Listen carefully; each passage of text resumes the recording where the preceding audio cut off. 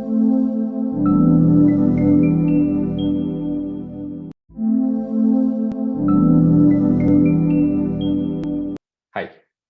welcome to a new episode of Sportsy. Let's aim sports. Today we have with us one of those amazing athletes, Navdeep Singh, a Paralympic javelin athlete who has already qualified for Tokyo 2021. Navdeep started playing wrestling inspired by his father, then faced few difficulties to pursue wrestling, and then he met Sandeep, who also is a para athlete, thus inspired him to pursue javelin as a sport to represent India. Navdeep, who has won several medals for India at international level, has a simple mantra for life: do good things and keep practicing hard each and every day with all full efforts. He has had a great success for himself in javelin, representing India and winning gold medal in Indian Open Para Athlete Championship 2018, gold medal in Handisport Open Championship Paris 2019, gold medal in World Para Athletic Junior Championship in Switzerland 2019, and recently gold medal in FASA Grand Prix Dubai 2021.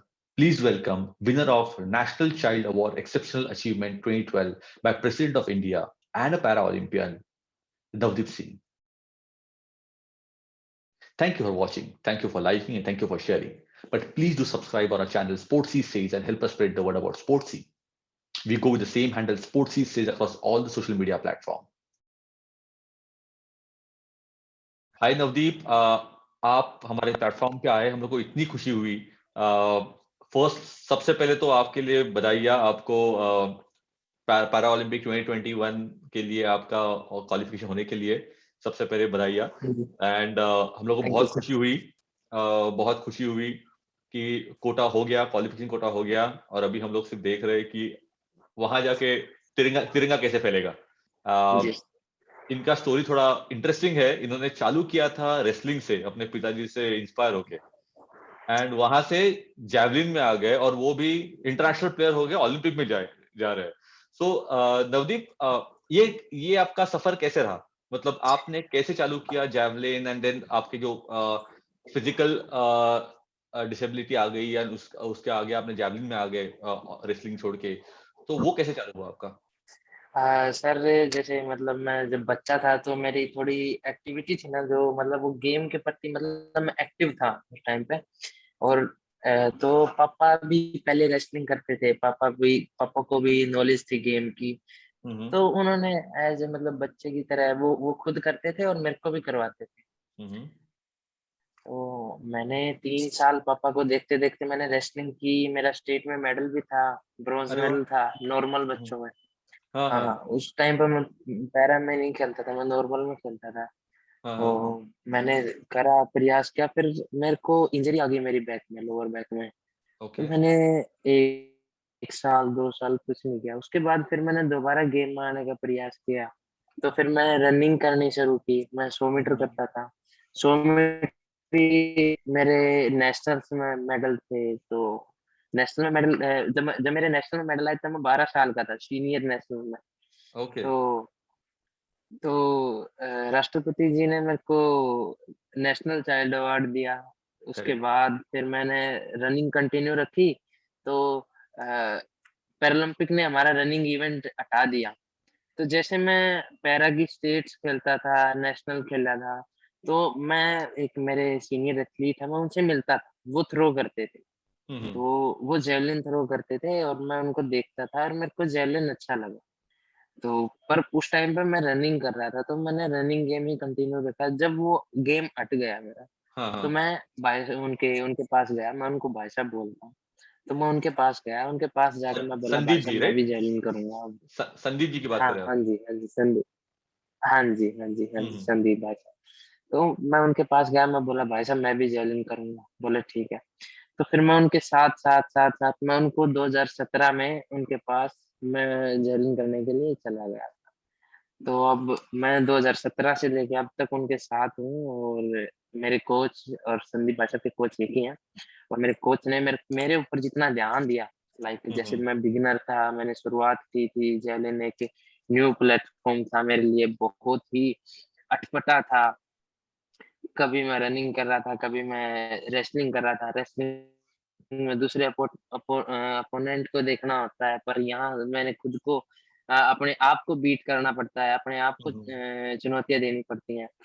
तो फिर मैंने उनको देख के मेरे coach ने मेरे को टाइम दिया, सबसे मतलब मेरे को एक प्रायोरिटी में रखा। सबसे पहले मेरा थ्रोइंग सेशंस होते थे ताकि कोच का भी माइंड फ्रेश होता है और मेरा भी माइंड फ्रेश होता है। तो सुबह-सुबह अच्छी उन्होंने मेरे को टेक्निक अच्छी करवाई, टेक्निक में सुधार लाया। पहले टेक्निक अच्छी करवाई, फिर उसको पॉलिश किया हुँ, और हुँ। मतलब फिर धीरे-धीरे फिर जैसा मैं बच्चे से थोड़ा ठीक-ठीक होता गया, फिर मेरे अंदर पावर्स का काम किया क्योंकि मेरे अंदर इसमें थोड़ा-सा हुँ, हुँ। पावर्स का भी कॉम्बिनेशन होना ज़रूरी है। बराबर तो है। ऐसे करके मेरे कोच ने और मेरे भाई साहब ने मेरा बहुत साथ दिया जेवलिन की मेरी इस जर्नी में। और हाँ, अभी तो और अभी के लिए तो मेरी जर्नी अभी शुरुआत ही हुई है। अभी तो मैं कुछ हासिल भी नहीं किया है, ज़्यादा कुछ अचीवमेंट नहीं है। मैं देश का प्राउड बनना चाहता हूँ, मैं देश का गौरव बनना चाहता हूँ। मैं भी चाहता हूँ कि मैं भी ओलंपिक मेडल लाऊँ। यार और हम सब चाहते हैं कि आपका हो जाए, आपका कोटा तो हो गया, आपका एंट्री तो हो गया है। अभी जी। इसके आगे आप परफॉर्म करते रहिए और अलग-अलग चीजें मिलती रहेंगी। और आपने जो बोला कि अभी तक कुछ अचीव किया नहीं है, अब सिर्फ लिसनर के लिए बोलना चाहता हूँ, अलग-अलग इवेंट में Indian open para athlete championship में, हैंडी स्पोर्ट्स ओपन चैंपियनशिप में, world para athletic junior championship में, फाजा ग्रैंड प्रिक्स में, सब जगह नवदीप गोल्ड लेके आए हैं और बोल रहे हैं कि मैंने कुछ किया नहीं है। सो सो नवदीप, आपने जब शुरू किया तब आप रेगुलर कैटेगरी में, नॉर्मल कैटेगरी में खेलते थे और आपको कब समझा, और घर वालों का कब समझा कि आप अभी यहाँ से पैरा कैटेगरी में खेलोगे, और वो क्यों हुआ? क्या मतलब क्या क्या हुआ जिसकी वजह से हुआ ये? वैसे तो ये जेनेटिक है क्योंकि मेरे पापा भी ड्वार्फ हैं। तो ओके। पता तो बर्थ के दौरान ही पता लग गया था कि मैं ड्वार्फ हूँ। पर जैसे हाइट नॉर्मल 10-11 साल तक तो सब नॉर्मल था लाइक। फिर थोड़ा हाँ, ये पता लगने लगा कि नहीं, नहीं अब मैं उनके बराबर नहीं हूँ, अब मैं इनसे ज़्यादा मैं ज़्यादा अचीव नहीं कर पाऊँगा। तो सब ऐसे मज़ाक भी बनाते थे बहुत ज़्यादा, हुँ, गाँव में हुँ। तो बहुत ज़्यादा सफ़र करना पड़ता है इस चीज़ के लिए। तो मैंने बस उन सबको दिखाने के लिए, अपने गाँव को प्राउड करवाने के लिए कि गाँव में अगर एक लड़का ऐसा हुआ है, तो वो गाँव का प्राउड भी बन सकता है। ऐसा नहीं है कि मैं फिर चुप बैठने वालों में से नहीं था कि मैं ये सुन के बैठ जाऊँ, मैं तो एक घर में बंद रह जाऊँ, नहीं। मैं बस कुछ करके दिखाना चाहता था।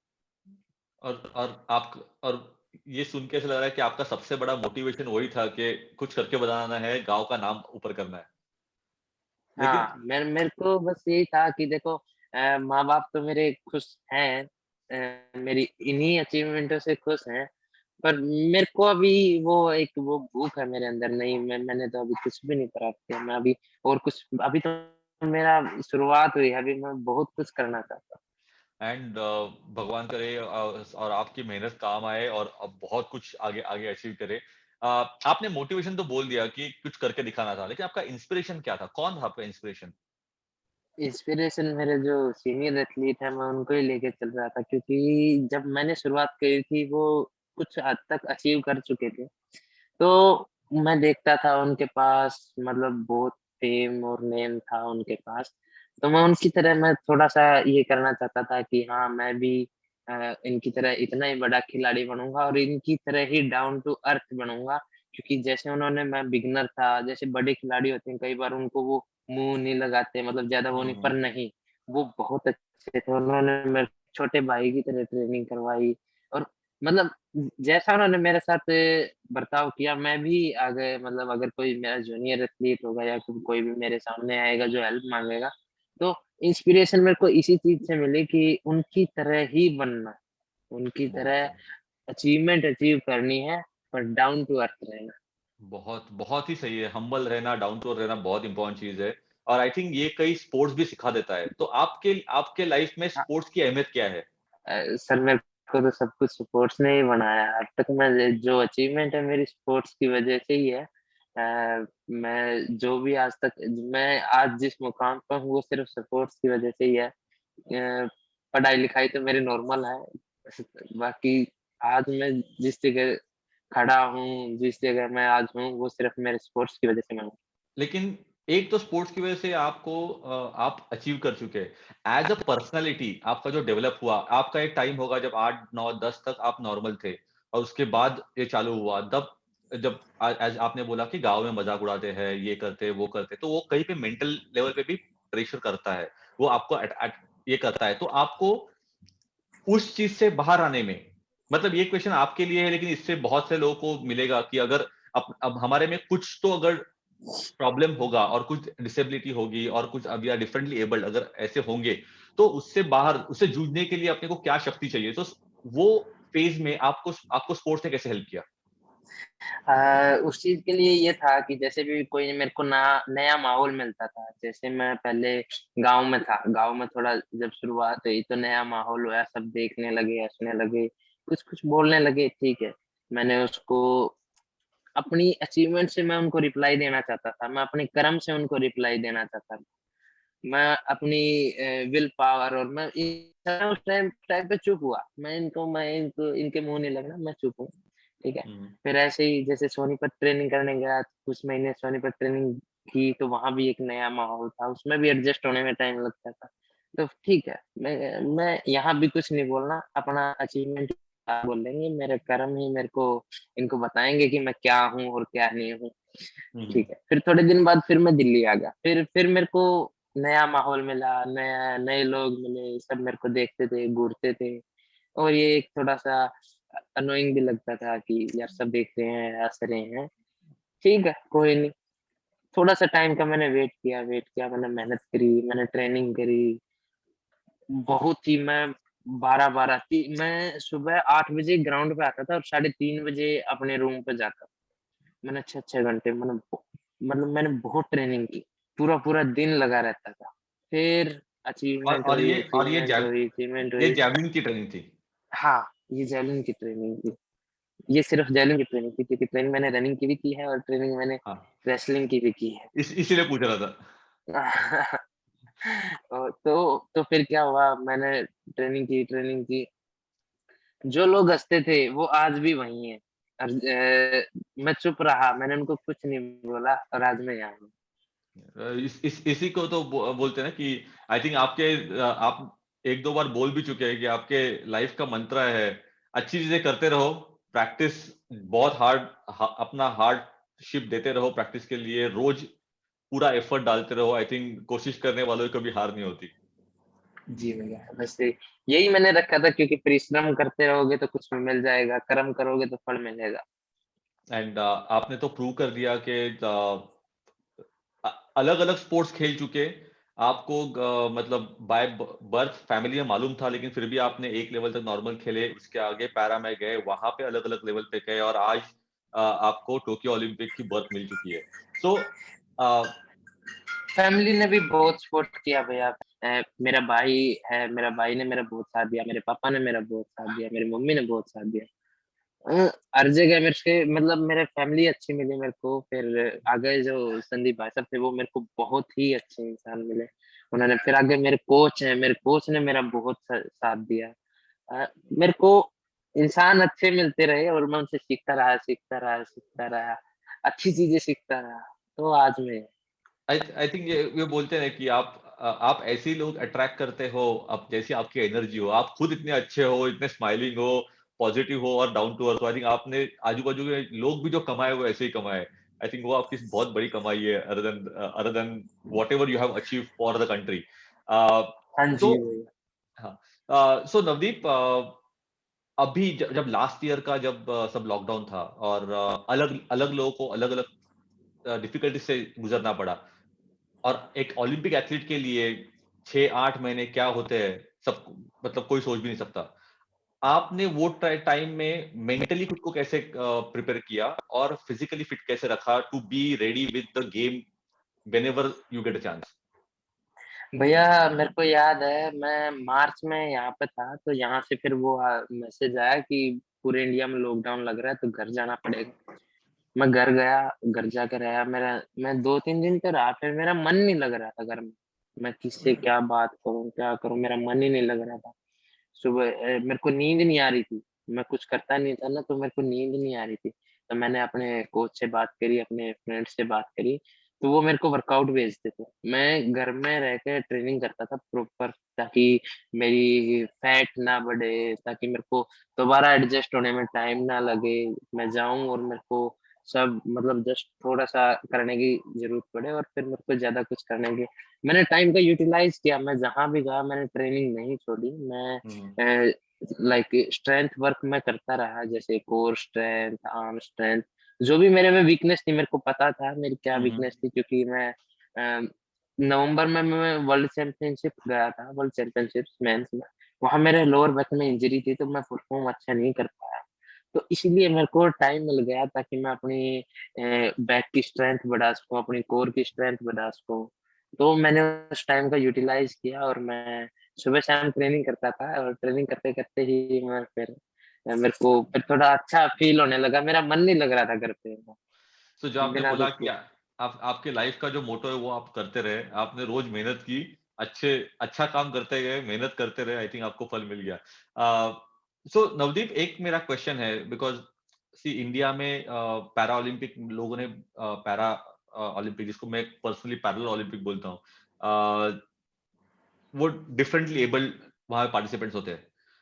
उसमें अलग अलग लेवल पे बहुत सारे एथलीट होते हैं और अलग अलग लोग बहुत बड़ा नाम कर रहे हैं इंडिया के लिए, देश के लिए बहुत करके आए हैं, और आप भी करोगे। लेकिन जस्ट फॉर अपने व्यूवर्स को समझने के लिए कि आप जो जैवलिन करते हो, यूजुअली हम लोगों ने देखा है जैवलिन बहुत बड़ा होता है, बराबर, हाँ एंड जी। और अ, आपकी हाइट कम है, तो आपके लिए कुछ अलग कैटेगरी होती है, आपका कैसे चलता है? तो वो कैसे, वो मतलब लोगों को समझने के लिए कि आपका कौन सा जैवलिन का कैटेगरी है, और वो उसके लिए आपके लिए इक्विपमेंट अलग होते हैं या नॉर्मल में ही करते हैं, और नॉर्मल से कैसे कंपेयर करोगे आप? मैं बताता हूँ भैया, हैंडीकैप में कई प्रकार की डिसेबिलिटीज़ होती हैं, जैसे बराबर है। किसी का एक पैर नहीं है, कोई चल सकता है, कोई नहीं चल सकता। ऐसे करके तो उनको ना डिफरेंट डिफरेंट नंबर्स में बाँट रखा है। तो सेम डिसेबिलिटी में ही सेम बंदे आएँगे, जैसे मतलब सेम डिसेबिलिटी को सेम बंदे कम्पीट करेंगे। बराबर। मेरी कैटेगरी F41 है, मेरी कैटेगरी में 2 कैटेगरी मर्ज है, एक F41 एक F40। 40 में जो और ज़्यादा थोड़े छोटे होते हैं वो उसमें आते हैं। जेवलिन हमारा सेम होता है, 600 ग्राम का जो होता है हम्म, वुमेन्स के लिए वो हमारा सेम जेवलिन होता है। हम वही सेम जेवलिन फेंकते हैं और डिफिकल्टी बहुत आती है क्योंकि वो जेवलिन हम ये आर्म खोलते हैं तो वो नीचे लगने लग नीचे जाता है। लगता है। हाँ, तो इसको सुधारने के लिए भी मेरे कोच ने मेरे को अच्छी ट्रेनिंग की, मेरे को ट्रिक बताई कि ये अगर ऐसा करेगा तो जेवलिन नीचे नहीं लगेगी और आर्म को सीधा रख, ऐसे करके। तो मेरे कोच ने जब ट्रेनिंग करवाई तो ये चीज़ शुरू में मेरे को ये डिफ़िकल्टी फेस करने को मिली थी। फिर बाद में धीरे-धीरे जब ट्रेनिंग करनी शुरू हुई, तो अब तो शायद एक भी जेवलिन मेरी नीचे नहीं लगती। नहीं, अभी तो आपकी लग भी नहीं सकती, आप तो अभी इंटरनेशनल प्लेयर हो, ओलंपियन हो, तो आपकी लग भी नहीं सकती। लेकिन आपकी जो जैवलिन है वो फीमेल्स की जो होती है, वो एग्जैक्ट कैटेगरी वही जैवलिन आप यूज करते हो, लेकिन हाँ इसमें जी।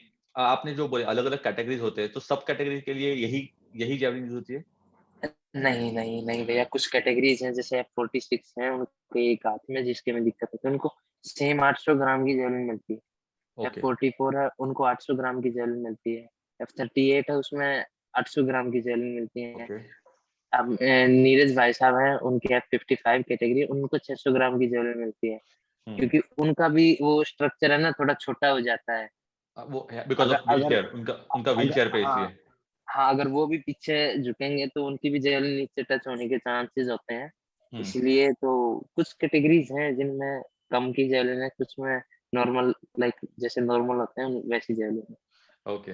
सो आपने ऐसे बोला कि वो संदीप भाई साहब को मिले और आपको जैवलिन पसंद आ गया, लेकिन आप बचपन से एथलेटिक हो, मतलब रनिंग कर चुके हो, रेसलिंग कर चुके हो, अलग अलग कैटेगरीज होती है, तो लेकिन जैवलिन ही क्यों पसंद आया?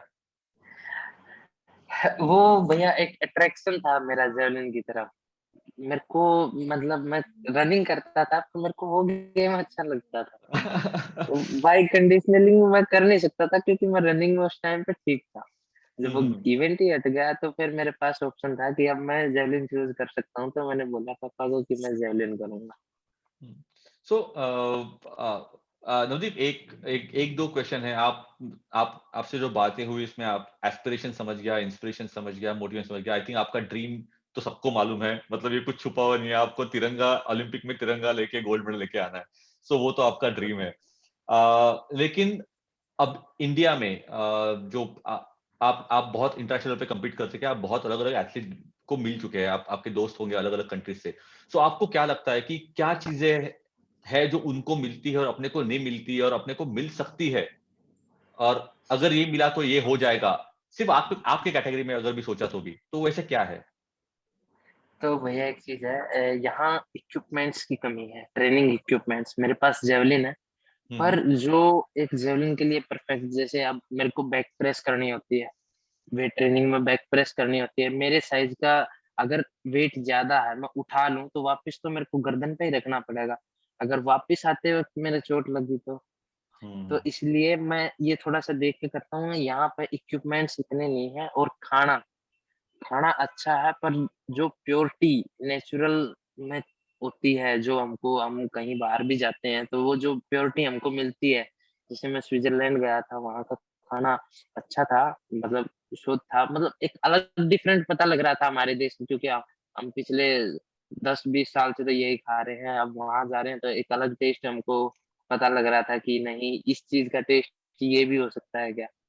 तो थोड़ा-सा ये है, पेस्टिसाइड्स वगैरह जो डलते हैं, उसमें थोड़ी-सी प्योरिटी कम हो जाती है, तो थोड़ा-सा खाने की प्रॉब्लम है, जो हमको खाना अच्छा थोड़ा-सा। बाकी स्पोर्ट्स अथॉरिटी ऑफ इंडिया में मैं हूँ, मतलब साई के अंडर में ट्रेनिंग कर रहा हूँ। यहाँ पे हमारी ज़रूरतों को पूरा किया जाता है, अच्छी बात बराबर। है, हम्म। पर थोड़ा-सा और सुधार लाया जा सकता है, और हम्म। ट्रेनिंग इक्विपमेंट जो होते हैं, उसमें थोड़ा-सा सुधार लाया जा सकता है। ओके। और आप साई के बाकी अंडर हो। हाँ, आप साई के अंडर हो, और हमने देखा है कि साई का इम्प्रूवमेंट बहुत हुआ है, और ओलंपिक स्पोर्ट्स से बहुत फोकस है। सो उन साई का गाइडेंस और योगदान कैसे रहा है आपकी जर्नी में लास्ट 3-4 साल में? साई ने मेरा बहुत बहुत हेल्प किया। जैसे मैं जूनियर वर्ल्ड चैंपियनशिप में मेडल लेके आया था, तो मेरे को खेलो इंडिया स्कीम के अंडर मेरे को ट्रेनिंग करने का मौका मिला था। हम्म। तो जूनियर वर्ल्ड चैंपियनशिप के बाद मेरे को कैंप मिल गया था वर्ल्ड चैंपियनशिप के लिए, तो मैं यहीं था। उसके बाद जब वर्ल्ड चैंपियनशिप खत्म हुई, परफॉर्मेंस बहुत खराब थी, तो मेरे को खेलो इंडिया के रूल्स के तहत मेरे को गांधीनगर जाना था। पर मेरे कोच यहाँ थे, और मेरे सीनियर एथलीट भी यहाँ थे, सभी एथलीट, मेरा माहौल, अब तक मैंने जितनी भी ट्रेनिंग करी है, इनके साथ ही हम्म। करी है और यहीं की। तो सारा माहौल मेरा यहीं था, तो एक नए माहौल में जाने के लिए मेरे को फिर वही टाइम लगता, मेरे को सेट होने में फिर वही टाइम लगता। करेक्ट। तो इसलिए फिर मैंने रिक्वेस्ट की कि नहीं, मेरे को ओलंपिक तक यहीं करने दो, मैं यहीं करना चाहता हूँ। और अभी मेरी ठीक वो देख रहे थे कि मेरी वर्ल्ड चैंपियनशिप में परफॉर्मेंस बहुत खराब रही। पर मैंने जैसे लॉकडाउन में कोई कॉम्पिटिशन नहीं खेला, 2020 में कोई कॉम्पिटिशन नहीं खेला। मैंने अपनी टेक्निक को इम्प्रूव किया था, स्ट्रेंथ को इम्प्रूव किया था, तो उसका बेनिफिट्स मेरे को लग रहा था जैसे मैं थ्रो कर रहा था। तो मैंने ऑफ़िशियली ट्रायल भी दिया था साई को कि मेरे हम्म। को यहाँ रहने के लिए आप मेरा ट्रायल ले लो, कि मैं अभी यहाँ स्टैंड कर रहा हूँ, और बाद में आप मेरे को एक कॉम्पिटिशन दे दो, मैं उस कॉम्पिटिशन में आपको परफ़ॉर्म करके दिखाऊँगा। तो खेलो इंडिया ने ये बात मेरी मानी, इस पे वेरी विचार गुड। किया, तो मैं उसका बहुत धन्यवाद करना चाहता हूँ। उन्होंने वो मेरी बात मानी, उन्होंने मेरा ट्रायल लिया था, तो उसमें मैंने परफ़ॉर्म किया था 39.55। तो काफ़ी अच्छा था, मेरी रैंक रैंक 6th बन रही थी, तो ठीक है, तो मैंने फिर ट्रेनिंग की। मेरे को पता था मैं कहाँ स्टैंड कर रहा हूँ, 39 तो मैं कर ही सकता हूँ। तो उसके बाद मेरे को इम्प्रूव करना था, तो मैंने उसके लिए ट्रेनिंग की, और फिर अभी फाज़ा कॉम्पिटिशन में मैं अ, काफ़ी सारी कंट्रियाँ थी जो नहीं आई थी, जो अच्छी कंट्रियाँ थी वो नहीं आई फाज़ा में, इसके कोरोना वायरस के कारण। तो मेरे को कॉम्पिटिशन वहाँ इतना नहीं मिला, पर मेरे को ये था कि नहीं नवदीप, तेरा कॉम्पिटिशन तेरे साथ है, तेरे को अपना पर्सनल बेस्ट करना है। तो वेरी इसलिए गुड। फिर मैंने अपने अंदर जोश भरकर फिर मैंने अच्छी थ्रो लगाने का प्रयास किया, और थ्रो काफ़ी अच्छी रही, और अभी कितनी रही इस वहां साल पे? मैं वर्ल्ड वर्ल्ड लीड कर रहा हूँ। मेरी थी ओ 43.48। वेरी, मतलब एक एक साल के अंदर इतनी इतनी बढ़ गई, 39 पे थे आप, वहां से 40? नहीं, नहीं, नहीं, 1 साल 35 से लेके 43। वाह, बहुत बहुत ही कमेंडेबल है, बहुत ही कमेंडेबल है। एंड एंड आपने जो बोला कि कंपटीशन में लोग कम थे, अलग प्रॉब्ली स्ट्रॉन्ग कंटेंट नहीं थे, लेकिन वहां पे कंपटीशन आपका खुद से था। आपको आपके आपके नंबर्स अच्छे बढ़ाने थे, आपको आपका थ्रो और अच्छा करना था। एंड आई थिंक यही दिखाता है कि मेंटल कंडीशनिंग क्या होता है, कि आप मेंटली स्ट्रांग हो, कि आप ऐसे नहीं है कि मैं गोल्ड लेके आया, वहां पे कोई नहीं था इसलिए गोल्ड लेके आया, लेकिन 43 करके गोल्ड लाना भी आपको नंबर चाहिए था वो।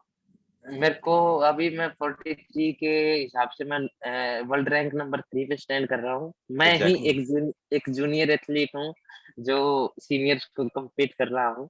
और अभी मैं 2021 में वर्ल्ड लीड भी कर रहा हूँ कि 2021 में किसी ने इतनी थ्रो नहीं लगाई है। बहुत बहुत बहुत ही उम्दा है ये। एंड यही दिखाता है कि आई थिंक सपोर्ट सिस्टम जो बहुत इंपॉर्टेंट होती है, और आप जो जेन्युइनली करते हो, आप सिंसियरली जो करते हो, इसके लिए आपकी सपोर्ट सिस्टम बढ़ती गई और उसका आपको फायदा होते रहा। क्या है मतलब आप लाइफ में अगर एक चीज अगर रिग्रेट होगी तो वो क्या होगी? रिग्रेट तो भैया अब तक कुछ है, मतलब मैंने ऐसा नहीं किया है जिससे रिग्रेट हो। वेरी अगर हुआ क्योंकि जो भी मैंने किया किसी के लिए अच्छा ही किया है, और बाकी रिग्रेट होगा तो यही होगा कि उनको जवाब नहीं दिया जो हंस रहे थे। उनको जवाब मिल गया। लेकिन आप अब उसको रिग्रेट क्या है? आप आई थिंक जवाब वो टाइम नहीं दिया, तो अभी तो आपने मतलब जवाब से ज्यादा एक पूरी मिसाल कायम करके आए कि अगर ये हंसना काम नहीं होता, करके दिखाओ ये होता है। हाँ, सो क्योंकि क्योंकि वो देख रहे थे, मैं उनके सामने आया, बच्चा था और बहुत मोटा था, उनके सामने आया, कर रहा था और वो उनसे आगे निकल गया। अब वो बोलते हैं कि नवदीप तो इंटरनेशनल होगा, अब तो वो वहां बैठता है, ऐसे करके बोलते, तो मेरे को भी थोड़ा वो लगता है कि नहीं, ऐसा नहीं है। मैं अभी भी नवदीप ही हूँ। और आपके आपके पिताजी जो रेसलर रह चुके हैं, जिसके साथ चालू किया, आपने बोला आपके भाई ने बहुत सपोर्ट किया, मम्मी ने बहुत सपोर्ट किया। सो उनका फीलिंग क्या है आपके लिए? अभी आप इंटरनेशनल एथलीट हो, इतने गोल्ड लेके आए, ओलंपिक कोटा मिल गया, तो उनका फीलिंग क्या है? पापा को बहुत प्राउड है, मेरे पूरे गांव को बहुत प्राउड है। जब उनको पता लगा कि मैं जस्ट वर्ल्ड रिकॉर्ड से 0.77 सेंटीमीटर पीछे रहेगा, तो उनको थोड़ा सा अफसोस हुआ, पर बोला है कोई बात नहीं बेटा, आगे तू अच्छा करेगा, अभी तू ट्रेनिंग करता रहे। तो मैं बोल रहा था कि मैं घर आऊंगा, पापा बोले नहीं, तू ट्रेनिंग कर, जब तू मेडल आएगा तब घर आना, ओलंपिक मेडल आएगा तब घर आना। और अरे वाह! इसीलिए मैं लास्ट टाइम मेरे घर पे अगस्त में गया था। अगस्त में मैं यहाँ आया था घर छोड़ के, उसके बाद मैं घर नहीं गया मेरे। पूरा फोकस, डेडिकेशन, एक ही ध्येय। बहुत बहुत शुभकामनाएं उसके लिए। एंड आई थिंक आप सबसे इम्पोर्टेंट चीज है, आप आपसे बात करें इतना मजा आ रहा है, आप हंसते रहते हैं। आप ऐसे ऐसे नहीं है कि बहुत सीरियस होके बैठे हैं, ऐसे नहीं, आप हंसते रहते हैं। And I think taking life in your stride is something very important.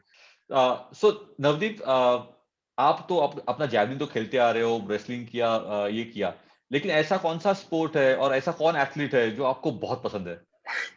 मेरे को एथलीट वैसे तो मतलब धोनी सर ही अच्छे लगते हैं। वो मतलब उनकी जो एक दो वीडियो जो वायरल होती हैं, जैसे वो उन्होंने 2.5 मीटर अपना वो विकेट बचाने के लिए पैर खोल दिए थे, बिना देखे स्टंप में आउट कर दिया था। उनका वर्ल्ड रिकॉर्ड 0.0 कुछ 8 में है कीपिंग में। स्टंपिंग किया है। वो चीज, हाँ वो चीज बहुत ही वो लगती है, यूनिक है। और वो उनको, उनकी विल पावर, उनको उनकी स्ट्रेंथ दिखाती है कि वो कितने तगड़े हैं। वो चीज बहुत अच्छी लगती है, इसलिए मैं उनको थोड़ा सा देखता हूँ, अच्छे लगते हैं मेरे को। बाकी क्रिकेट में इंटरेस्ट नहीं है मेरा, पर मेरे को वो अच्छे लगते हैं। नहीं, वो आई थिंक लेकिन वो आप आई थिंक आपका आपका बहुत सारा ये भी है, मेंटली स्ट्रांग, वो भी बहुत है। और आपने भी जो बोला आपकी स्टोरी में, आई थिंक आपका भी पूरा मेंटली स्ट्रांग, विल पावर पे चलते हैं, तो आई थिंक आपका रिलेशन अच्छा है वहां पे। लास्ट क्वेश्चन मेरा आपके लिए है कि ऐसी कौन सी एडवाइस है जो आपको बचपन में मिली और ग्रोइंग अप एज में मिली, जो आप नेक्स्ट जनरेशन एथलीट्स को पास ऑन करना चाहते हो, जो बच्चे दोनों टाइप के, मतलब नॉर्मल भी गेम में खेल रहे हैं और या डिसेबिलिटी हैंडीकैप में खेल रहे हैं, एक जो एडवाइस होगी जो आपको मिली, वो क्या थी जो आप पास ऑन कर जाओगे? मैं एक कहानी के थ्रू आपको एडवाइस बताना चाहूंगा। वेरी जब गुड। मैं रेसलिंग करता था तो बहुत सारे एथलीट थे। जब मैं ट्रेनिंग करता था तो वो जैसे कोच मुंह अगर उस साइड कर लेता था, घूम जाता था, तो वो रुक जाते थे। मैं रुकता नहीं था। वो देखते रहते थे। वो बोलते थे रुक जा, वरना फिर हमको भी करनी पड़ेगी, रुक जा। और मैं रुकता नहीं था। तो मैं मेरा ये था कि करेगा तो कुछ मिलेगा, नहीं करेगा तो कुछ नहीं मिलेगा। तो मैं करता रहता था। वो बोलते थे ये बनेगा पहलवान, ये बनेगा बड़ा पहलवान, ऐसे करके वो बोलते थे। तो मैं करता रहता था, मेरे को उनकी बातों से फ़र्क नहीं पड़ता था, मैं उनको इग्नोर कर देता था। तो इसी इसी माध्यम से मैं कहना चाहता हूँ, कुछ करोगे तो पा जाओगे, अगर कुछ नहीं करोगे तो आपको खिलाने कोई नहीं आएगा, आपने खुद ही टूक तोड़ के खाना पड़ेगा। बहुत बहुत बहुत ही सही है। अगर कुछ बनना है तो करना पड़ेगा, बिना करना किए कुछ, पड़ेगा। बिना किए कुछ नहीं, कोई कुछ नहीं देगा। एंड आई थिंक कुछ किया तो हमारे सामने आप जैसा उम्दा एग्जाम्पल है कि करने से क्या होता है, डेडिकेशन से क्या होता है। आप जो भी by destiny, by whatever thing is, आपकी जो भी हैंडीकैप कैटेगरी है, डिसेबिलिटी कैटेगरी है, वो आपने बैरियर नहीं समझा। मतलब वो बोलते हैं कि हर एक लाइफ को, हर एक को बोर्ड मिलता है, कोई उसका स्प्रिंग बोर्ड करते हैं, कोई उसको पट्टी समझते हैं। आपने उसको स्प्रिंग बोर्ड करके उसका बहुत बड़ा ये लिया है और आपने बहुत बड़ी मिसाल कायम की है। आप ऐसे ही करते रहना, आपके आगे बहुत बड़ा स्पोर्टिंग करियर है। इंडिया को प्राउड करते रहना। एंड हमारी बहुत शुभकामनाएं। एंड नवदीप, आपसे बात करके बहुत मजा आया। Thank you for your time. Thank you and wish you all the best. Thank you sir, thank you. मेरे को तो भी आपसे बात करके बहुत अच्छा लगा और अपनी स्टोरी बताने में थोड़ा मजा आया क्योंकि आपने इंटरेस्ट लिया उसमें। बाकी मेरे को लग नहीं रहा था ऐसा कुछ रोमांचक है, पर अच्छा लगा सर। आपको मालूम भी नहीं कितना रोमांचक है। आप रोज रोज के रोज 6 घंटा प्रैक्टिस करते हैं, इसलिए आपको समझता नहीं कितना रोमांचक है। हम लोग को पूछो कितना रोमांचक है। Thank you for all the smiling efforts and thank you for inspiring so many people. Thank you Anudeep. Thank you sir, thank you.